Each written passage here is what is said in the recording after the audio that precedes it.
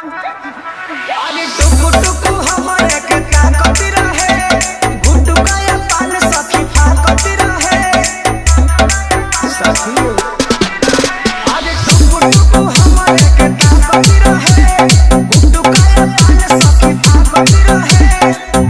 आ गई हम गाना मीठी मीठी बातें में एगो लड़का से फंस गई राती में जवान आइली रहे बाराती में। एगो लड़का से फंस गई राती में जवान आइली रहे बाराती में। अमन डीजे अमन डीजे अमन डीजे अमन डीजे अमन डीजे हिरोली देवगांव हिरोली देवगांव हिरोली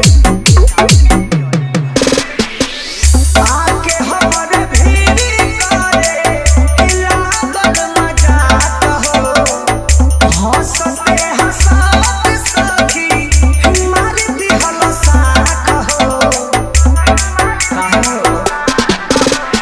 नहीं के बुझाइल कब प्यारे हो गइल नैना चारे हो गइल दिया हमारे गला चारे हो गइल तू हमारे हो गइल कैलस बढ़ाई साथी संगाती में। एगो लड़का से फंस गई राती में जवान आइली रहे बाराती में। एगो लड़का से फंस गई राती में जवान आइली रहे बाराती में। अमन डीजे अमन डीजे अमन डीजे अमन डीजे अमन डीजे